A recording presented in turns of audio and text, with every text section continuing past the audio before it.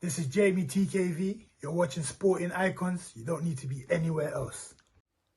Okay, so Oleksandr Usyk stops Daniel Dubois in 9 rounds. Now, I did predict that it will be in the late rounds that Daniel Dubois will get stopped or Usyk wins on points. I'll take that one. Now, Daniel Dubois done very, very well in this fight. Very, very well. I wouldn't say he was winning the fight, not at all. I felt that Oleksandr Usyk won pretty much all the rounds, barring maybe round 1. Could you give Daniel Dubois round 1? Yeah, why not? But Daniel Dubois was having his moments and he was landing some pretty good right uppercuts and he was going for it at times. He was. And Oleksandr Usyk was just being Oleksandr Usyk. He does what he does from that southpaw stance, using the jab, and was dictating the play.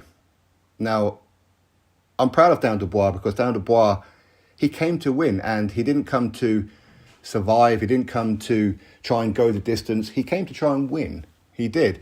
Now, in round number 5, Daniel Dubois hit Oleksandr Usyk.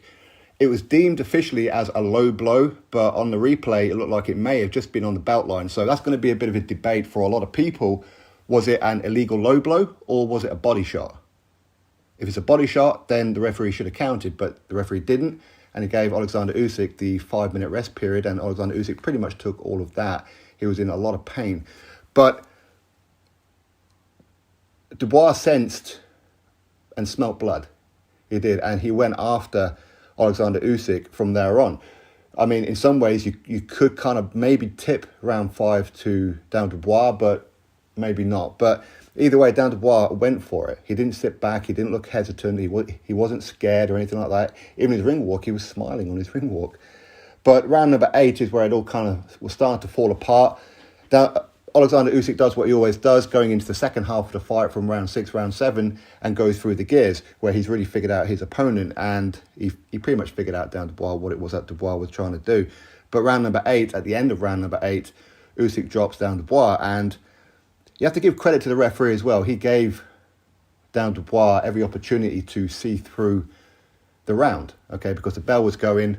All Dubois had to do was stand up and go to his corner, and he got up at the count of 9.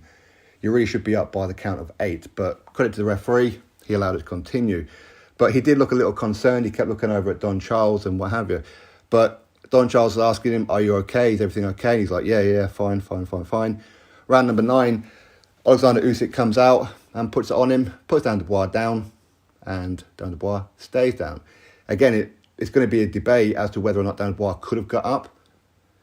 I think he was just tired. I think he was exhausted. He knew he was way behind on the card, and his only real way of winning the fight was by knockout at this point, which I think for a lot of people, that was really his only chance of winning the fight anyway, because Usyk is that good. He is. But either way, he stops Daniel Dubois in 9 rounds after a pretty dominant performance. But as I said, Daniel Dubois was in this fight. I don't think, if anybody was to see the scorecard or scorecards, you'd go, easy, dominant.